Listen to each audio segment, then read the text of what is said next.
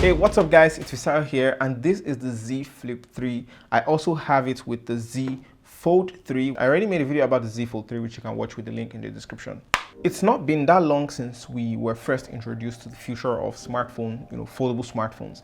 In 2021, we have gotten now the third generation of these devices. And in this video, I'm taking you through everything there is to know about the Samsung Galaxy Z Flip 3, and also why I would spend $1,000 or 575,000 naira on this phone. If you're new to the channel, welcome, and if you're returning, welcome back. I'd love it if you could hit that like button so more people can get to see the analysis I will be sharing here about the Z Flip 3 and why you probably would want to make this your next smartphone. I really like the smartphone. Anyway, subscribe so you never miss a video. Without further ado, let's get into the video. Before we get into the inner features and components of this device, let's just kick off by talking about what I love most about the Z Flip 3, and what is probably one of the most unique features on this device is the build quality. I mean, I could do this all day. How the phone goes from a fully functional 7-inch long smartphone to a 3.4-inch square that literally disappears in your pocket. It's something that amazes me, and the Flip 3 is not just small, it is also quite light, weighing 185 grams ish. It says 193 grams, but my own weighs 185 grams for some reason. I don't know why. I was expecting a phone that folded into two to feel unnecessarily chunky, but this, it just feels small and cute. But after putting it in your pocket and walking around with it, you almost don't feel it in your pocket at all. Over time, Samsung has consistently made efforts to improve the build quality of their foldables, and with the Z Flip 3, they took this to a new level. On the Z Flip 3, we get a very interesting screen that is said to be 80% more durable than the older Flip devices. The outer display is also protected by Corning's Gorilla Glass Victus, while the frame is made out of Samsung's Armor aluminum material. This is what makes the device more scratch resistant. I also like the matte texture on the back. Another interesting feature of the Z Flip 3 is that it is IPX8 water resistant. So this device will be safe to take for a dive. However, it's not dust resistant. The display on this phone is a foldable dynamic AMOLED 2X screen with a 120 Hz refresh rate and HDR10+. The 2X there means that it's just quite better than previous generations of AMOLED, and you can see this tech on the Note 20 Ultra and the S21 Ultra. Put together, all of these features make this a great experience for consuming different styles of content and scrolling through apps, social media, scrolling through text, reading stuff. However, this smoothness and the internal features that this offers hits one unavoidable speed bump, but we'll get to that later in this video. Still on this display, you have a lot of screen real estate to work with. When you're unfolded, you get a 6.7-inch screen with 84.7% screen to body ratio. All of this space is well utilized by the 1080p screen and the 426 pixel per inch density display. Really like it. Another big improvement that was made on the Z Flip 3 is the cover display. With this new Z Flip 3, you get a larger 1.9-inch screen that is not just functional but very useful. It's significantly larger than what the predecessor had. The cover display on the back of this phone gives you the ease of access to a couple of functions on your smartphone. You get access to time, date, battery percentage, and other things like music, a timer, alarm clock, voice recorder, and more. The screen also allows you to add other widgets depending on what apps you think you need the most and should be on the cover screen, and you need access to quickly. The icing on the cake is that this cover screen allows you to take selfies with the camera, with the back camera. This takes a selfie game to a whole new level. We'll get to that point later. You can even quickly access this selfie option on the cover screen here by double tapping the power button, and voila, you get a camera that you can use to take a selfie. And then you can also use the volume keys to snap your picture without opening your phone at all. Now, speaking of not opening your phone, it's a world of social media. Merely opening your phone to check your calendar, to play a track, can get you to just start going 20 to 30 minutes on social media because you can easily get distracted by one notification. With the apps you use regularly at your fingertips on this small cover display, you can now get to the apps that you need the most without getting distracted. So thumbs up for that, Samsung. I really like this. I think it's a cool, useful feature. Speaking of, if you're enjoying this video so far as well, do give this video a thumbs up of its own as well. I would really appreciate that. would help more people, of course, see and benefit from the knowledge we're sharing here. Moving on to the consumption of media. As a result of the quality that has gone into the design of the screen, you will enjoy the crisp high definition videos on this 1080 by 2640 pixel display. Now, this is a good time to talk about the bump we mentioned earlier. Since the first generation of foldable phones, one thing that we couldn't avoid in foldable smartphones, the thorn at the center of every foldable smartphone, is the crease. When scrolling through apps, when watching videos with this thing, this phone of course packs all of the right features, but sadly, the effectiveness of these features can easily be dampened by the crease. The crease is created by the foldable phone, and that's the way it's going to be. I can imagine a scenario where Samsung is trying to eliminate this crease, but they just have not been able to accomplish this mission yet. When watching videos, adjusting the viewing angle could help you, of course, reduce the level of distraction or attention that you get from the crease, and that it might be causing. However, when you're scrolling up and down apps like Instagram, or if you're reading a block of text with your thumb scrolling, you would definitely feel the bump. Crease aside though, every other thing relating to this display is very well done. Typing on this device was also responsive. I really like the haptics on Samsung devices. I've talked about it in a tweet before, I think. One caveat is that this phone, if you have big hands, it might be pretty slim.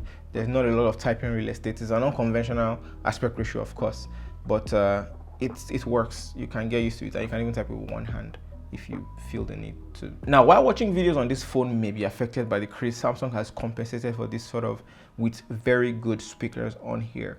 The speakers on this phone are very good. Playing audio directly from the speakers sound loud and crisp and clear, and I appreciate that fact on this phone. As far as sound quality, the speakers on the Z Flip are again impressive despite being a compact smartphone. You can still hear a well-toned bass in the songs when playing from the speaker on the Z Flip 3. Now let's look at the performance and the specs of the Z Flip 3. The Z Flip 3 runs on Qualcomm Snapdragon 888 chipset and an Adreno 660 GPU.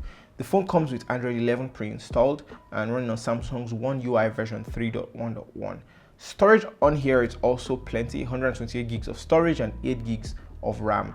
In simple terms, the Samsung Galaxy Z Flip 3 is in fact set up to be a powerhouse. All through the time I've been using this phone, I have never experienced any sort of lag, and even when I put it to the test with power-hungry games like Call of Duty and Asphalt 9, both games ran very smoothly without any hitches. The graphics was good, and the processing power and the display quality of this phone, they came to work together. You will certainly enjoy gaming on this phone. One additional point for gaming with this device is how all of the games have adapted to the 22:9 aspect ratio of this phone. This phone offers you some immersive gaming experience and a wider screen to use.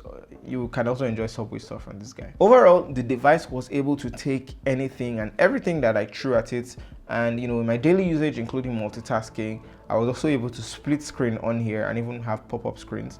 YouTube videos were playing through with other apps working together in the background. Everything just went fine. As far as the battery on this phone, Samsung fits a 3300 milliamp hour lithium polymer battery on here. This phone is supposed to be capable of 15 watt fast charging and 10 watt fast wireless charging and a 4.5 watt reverse wireless charging. I did not use the phone too heavily, but I went from 100% to 39% from one evening to the next. While there was a lot of standby time overnight when I went to bed, I used it for about an hour of gaming the next day, and I took a lot of photos, took a lot of videos, watched a couple of YouTube videos as well, and did other basic functions. So while it's not the biggest battery on the market, it still offers enough screen time for regular daily use. As far as charging, it went from 29% to 84% in 1 hour of charging with a 75 watt charger. I kind of think it did better than the Z Fold. You can watch the video to see what I mean. Just like the Fold, you pretty much get the same options on here. The Flip,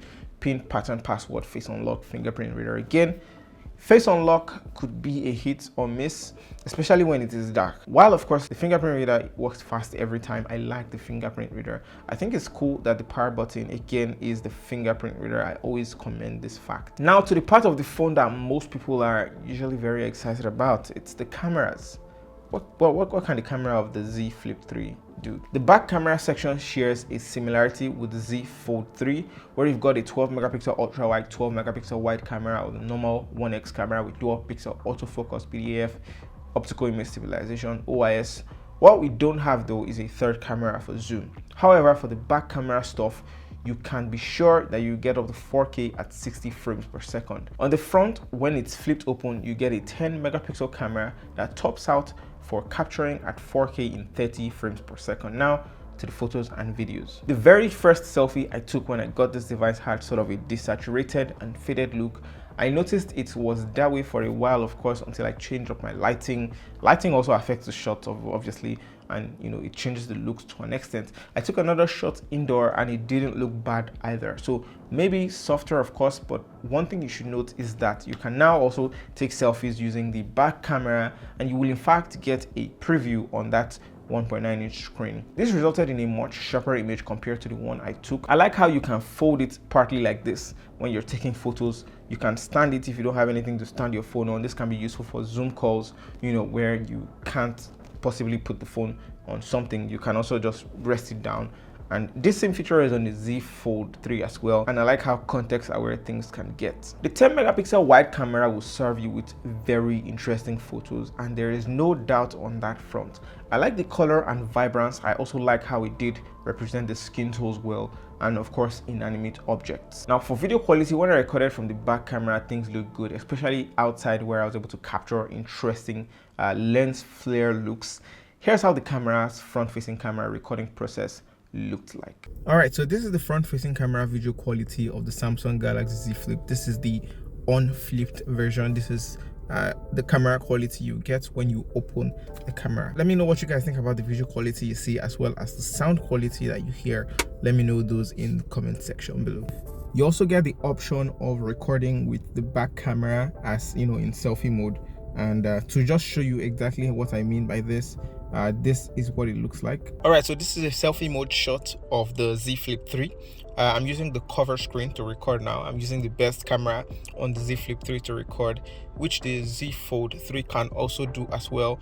This is cool to see. So you have a cover screen recording. And yeah, this is in selfie mode. This is with the back camera. But yeah, let me know what you guys think about this quality compared to the unflipped version inside. Let me know what you think in the comment section as well. Now, one thing to take note of is that when you're using this phone to take photos and videos for a long time, the Z Flip may start to get a little bit warm, but it's just a minor issue. Overall, I really enjoyed using this phone. I believe it has come a long way from its predecessors.